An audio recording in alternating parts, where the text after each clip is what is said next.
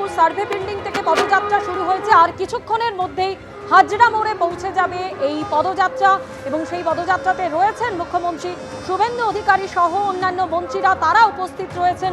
একেবারে এই জাতীয় পতাকা প্রত্যেকের হাতে লক্ষ্য করা যাচ্ছে, একটি করে জাতীয় পতাকা নিয়ে ধীরে ধীরে সেই মিছিল এগিয়ে চলেছে।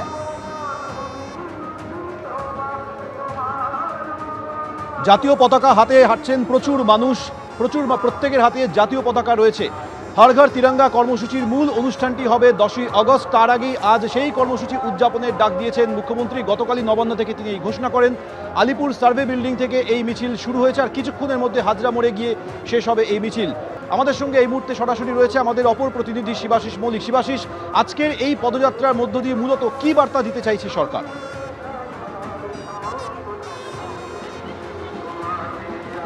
দেখো, আমরা জানি বিভিন্ন সময়ে বিভিন্ন অপ্রীতিকর ঘটনা চারিদিকে ঘটছে, কিন্তু সেই সবকে প্রতিহত করে দেশ অটুট থাকবে, এই যে বার্তা, সেই বার্তা বিভিন্ন জায়গায় তুলে ধরা হয়েছে।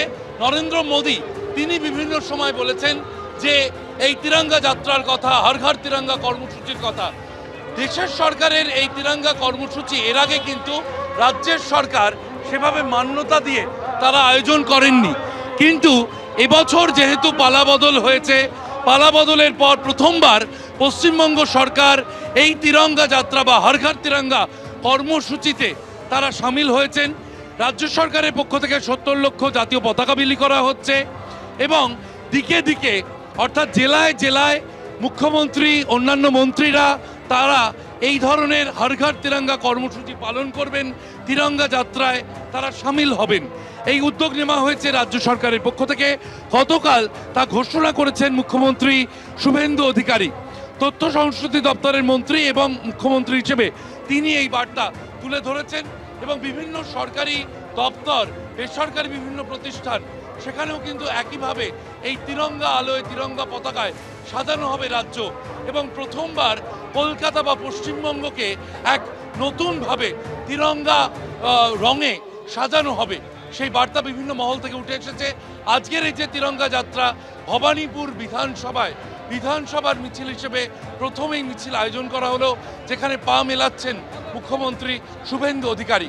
এবং সার্বিকভাবে দেশের ভিতরের এবং বাইরের যে শত্রুরা রয়েছে তাদেরকে বার্তা দেওয়ার জন্য একেবারে সরাসরি এই তিরঙ্গা যাত্রা দেশাত্মবোধ জাগ্রত করতে এবং কড়া বার্তা দিতে যারা ভারতের ঐক্যের দিকে বিভিন্নভাবে আঙুল তুলেছে বা তাকিয়ে রয়েছে, সেই সব শত্রুদের দিকে বার্তা দিতেই এই তিরঙ্গা যাত্রা, এমনটাই কিন্তু বার্তা উঠে এসেছে রাজ্যের সরকারের পক্ষ থেকে। শিবাশিস, তুমি আমাদের সঙ্গে থাকো। 10ই আগস্ট হর ঘর তিরঙ্গা যাত্রা এবং তারই উদযাপনের ডাক দিয়ে পথে নামলেন মুখ্যমন্ত্রী শুভেন্দু অধিকারী।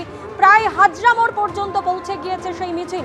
সরাসরি আমাদের প্রতিনিধি ময়ূক ঠাকুর চক্রবর্তী আমাদের সঙ্গে রয়েছেন। ময়ূক, এবছরই প্রথমবার হর ঘর তিরঙ্গা যাত্রায় অংশগ্রহণ করতে চলেছে পশ্চিমবঙ্গ সরকার এবং তার আগেই উদযাপনের ডাক দিয়ে পথে নেমেছেন মুখ্যমন্ত্রী শুভেন্দু অধিকারী। এই মুহূর্তে ছবিটা ঠিক কি দেখতে পাচ্ছ? দেখো, একদমই তুমি যেমনটা বললে, এবছরই প্রথমবার কলকাতা শহরের রাজ্যে হর ঘর তিরঙ্গা যে কর্মসূচি সেটা বাস্তবায়ন হচ্ছে এবং সেটা যেমন রাজ্যে বিভিন্ন ব্লকে, মিউনিসিপ্যালিটিতে সেখানে বিভিন্ন কর্মসূচি রয়েছে, কলকাতা শহরেও কিন্তু মুখ্যমন্ত্রীর নেতৃত্বে এই হর ঘর তিরঙ্গার কর্মসূচি রয়েছে। আগামী 10 তারিখ রেড রোডে পুলিশ মেমোরিয়ালের সামনে থেকে র্যালি রয়েছে, যেটা রাজ্য সরকারের মেন অফিসিয়াল র্যালি। তার আগে আজকে গোপালনগর থেকে হাজরা রোড পর্যন্ত যে বর্ণাঢ্য শোভাযাত্রা রাজ্যের তরফ থেকে, সরকারের তরফ থেকে আয়োজন করা হয়েছে। প্রচুর মানুষ। এই মুহূর্তে আমরা হাজরা মোড়ের কাছে পৌঁছে গেছি এবং এখানে দেখতে পাচ্ছি একটা মঞ্চ করা হয়েছে। মুখ্যমন্ত্রী সম্ভবত সেই মঞ্চে আসতে পারেন এবং সেখান থেকে তিনি কোনো বার্তাও দেওয়ার সম্ভাবনা রয়েছে। এবিপি আনন্দ, এগিয়ে থাকে, এগিয়ে রাখে।